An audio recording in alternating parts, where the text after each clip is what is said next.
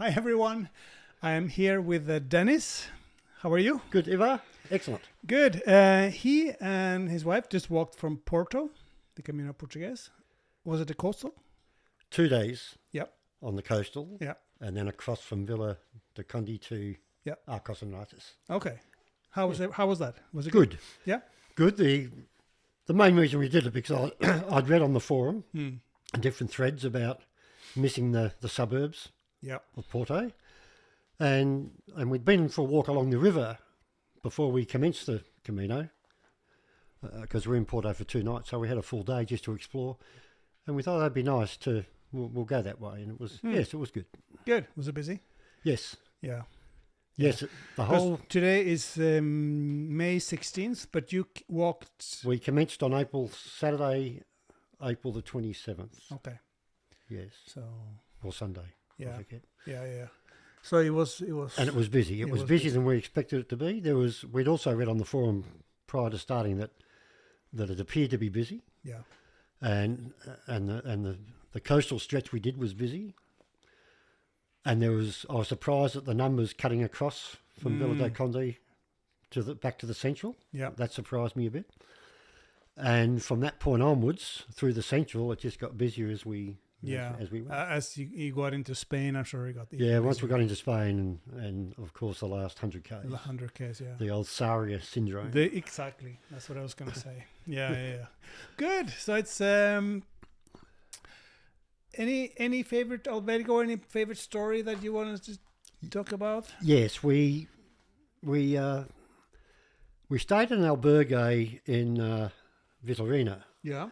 Now we were planning to try and book into Casa Fernanda, but unsuccessfully. So we went on a bit further, and we stayed at an albergue called Estabula di Velina. Okay. And it was really, really good, and it was full.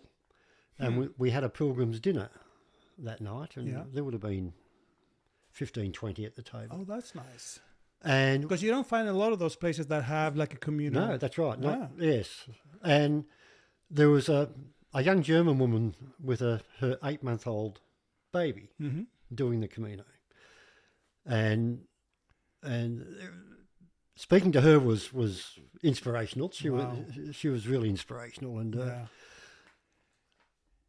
then once we left there, along the way, as the weather got worse, our thoughts were quite often on, I wonder how she's getting on with the baby. Doing, and she did have a pusher as well, and there were just sections that insurpassable with a pusher. She just wasn't too dangerous, and she wouldn't have been able to do it. And it would have been 2 or 3 days later, we bumped into her again with another young German woman who was at the dinner that night as well. Okay.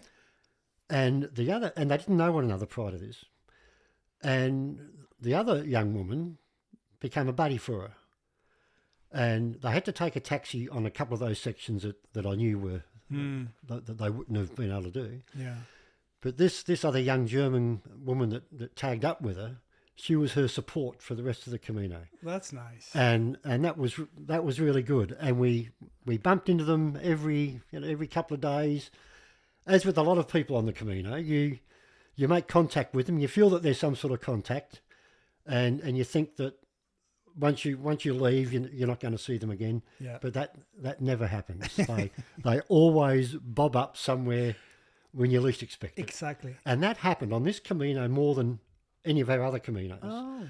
And we met well over a dozen Australians on the Camino, and half of those we made close contact with, and we're continually bumping into them. So that was a really good experience. Huh. Yeah. And even sitting in Santiago, sometimes you have a coffee at a table and on the street, and you see people coming by. Yes. Yeah. Yes. There's a lot of coincidences that happen. I remember reading there was a fairly extensive thread going on the forum a week or two ago about the Camino Provides and what that means. Yes. And that was a really extensive discussion on the forum, and I found it interesting, and I put my 2 bobs worth in, but I didn't elaborate too much. Anyway, But it's those experiences that I've just been talking about that to me is the Camino providing. You mentioned you had the albergue experience that was nice at this one place that had a communal dinner. What do you feel, what makes a good albergue? Well, if you get good pilgrims staying there when you're staying there, that makes a good albergue. And coupled with the management of the albergue, if the management go out of their way, make you feel welcome, go that little bit extra, that all adds to being a really good experience. And we found that on 50-60% of occasions on the Camino, and it was a really good Camino. Yeah, that's good. Yeah. Now, Portugal, I feel, is, for me, my favorite part of going to Portugal is the food. Did you have a favorite meal, or did you just any favorite dish that you had? Yes, out of all the dishes we tried, the lentil soup was the number one.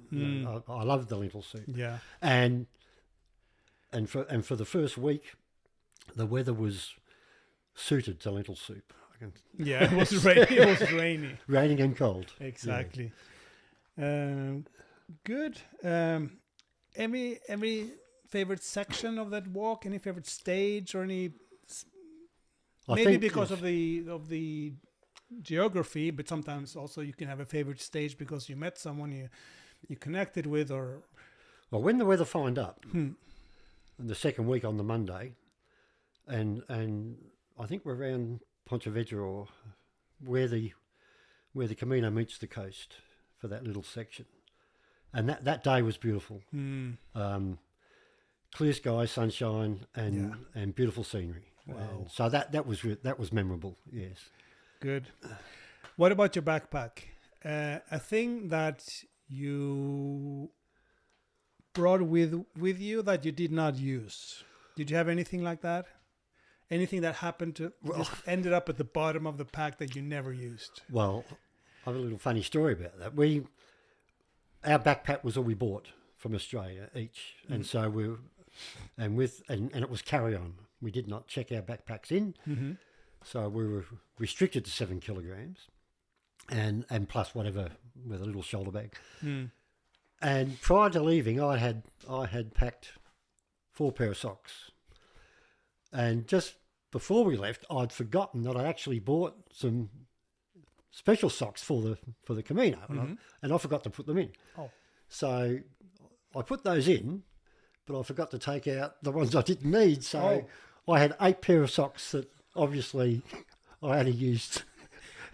By the way, Dennis's wife is just over there. Well, and she's laughing right now. So yeah, I didn't use 4 pair of socks. Wow! But apart from the socks, I used everything. All right. What about, was it something that you the reverse, a thing that you did not bring with you that you should have brought? No. I think something that you bought here that you thought, I needed that, and you have to buy it. I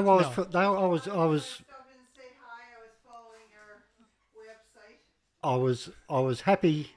I was happy with everything I packed. Yeah. And I think what helped with that was our previous 2 Caminos as well. Yeah. So we had it down to a bit of a fine art. Yeah. You figured it out. We figured it out. Okay. Yeah. Good.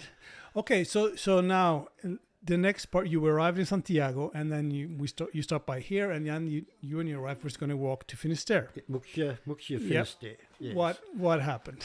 Well, we left on last Tuesday. We left, and 12 kilometres into the 21-kilometre stage of the first day, we're out of the rural, out of the bush, as we call it in Australia. Yeah. And in the suburbs of a town, and it was a paved footpath, and there was some pavers missing, and Nari, my wife, stepped into the hole in the footpath, and as she went forward, the weight of the backpack obviously took her to the ground. She twisted her ankle, grazed her knee. Oh no! Her neck and shoulders were jarred fairly seriously, and And the Camino Provides, because 50 metres down the road was a bus shelter. Oh. So we were able to take refuge in the bus shelter. Because it was raining. It was raining as well, on and off. Yeah. And so we were able to get as comfortable as possible. And then I was able to bring a taxi and use the bus stop and exactly where it was as a landmark for the taxi driver. And, Good. And we went to the albergue we were staying that night. Yeah. And then we decided that we weren't going to be able to continue. Yeah. So we came back the next morning to San Diego. And something we were just talking about a minute ago. So we got off the bus at the San Diego bus terminal. And when we got inside the terminal, out of the blue, we hear this hello. And we turn around. Yeah. And it was a chap that we had met at Villa do Conde. He was Canadian of Indian birth. Okay. Not indigenous Indian, of Indian birth, subcontinent India. Yeah. And we met him in a cafe in Villa do Conde. And then after we left the cafe and went back to where we were staying, he was staying there too. So we got to have a good conversation. Yeah, yeah. But he did the rest of the coastal, and we met him again at Valencia. And after that, we met him on and off all the time. And the last time we met him was in the square in front of the cathedral. Okay. And we said our goodbyes. Yes. And then coming back from our first stage of the Finisterre, and bumping into him in the bus terminal where we said hello and goodbye again, all over again. And that's a perfect example of yes, that. Yes. Yeah. That's funny. Yeah. That's funny. That's good. But your wife is better now. She's getting better. Yeah. Obviously, she wouldn't be heading off on a Camino, but yeah, she's improving. Good. The swelling's gone down, and she's a lot more mobile than what she was a day or two ago. Yes. Good. Good. Anything else you wanted to add? Story of something that happened on your walk? Well, two things. Two observations. Yep. I found the Porto an entirely different experience to the Francis from Zejon, which we did in 2022. Everything that you can experience on the Camino is stretched out a lot more on the Francis. Yeah. So if you get tangled up with a lot of distractions, whether it be people or whatever the circumstance, things can come along that can distract you from some of the more internal aspects and emotional aspects of experiencing the Camino. The Francis gives you the time and the space to accommodate all of that. Yeah. Whereas the shorter Caminos don't. Yeah. One thing that I did notice, which was a bit surreal after 2022, was after walking 3 or 4 days and looking at a way marker and it says you have 120 kilometres to go. I'm thinking, what? That was very short. Yeah. It's just, you realise how short it is. Yeah. And that doesn't take away. It hasn't taken away from the experience. It's just a different Camino in my experience. Yeah. I found sections like the Meseta and some of the mountainous regions on the Francis were ideal for self-reflection and contemplation. Yeah. And the Francis gives you more opportunity for that, in my view. Some people might disagree, but that's my view. Yeah. Do you think it's because you're walking more 4 weeks instead of 2? Obviously. Yeah. So you have more time. You have more time to accommodate all of the things that the Camino throws up. I could see that. Yeah. What about walking in Portugal? Was there a difference you find walking in Portugal towards walking in Spain? No, not really. No. Apart from the language, there's a lot of similarities. Obviously, particularly with the architecture of the place and the scenery. Yeah. I mean, both countries have lots and lots of eucalypts. Yes. I'm sure you're familiar with Australia. That's right. Yeah. So that's. But the people, the Portugal people are very nice. Very nice, very friendly. Yes, exactly. Just like Spain. No issues, just like Spain. Yeah. And it was nice. It's a good Camino. Good. Yes. Excellent. Very good. And we have no regrets. Yeah, no? Do you have plans for another one? Never say never. Never say never. All right. This one wasn't happening. Oh, but never say never. Never say never. Exactly. Good. Well, thank you for coming by and talking about your walk. Excellent.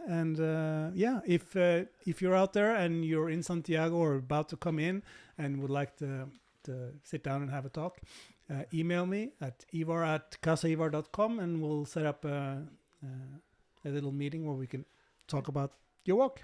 Yes. Thank you, Dennis. Thanks for the opportunity. All right. Thanks. Thank you. Ciao.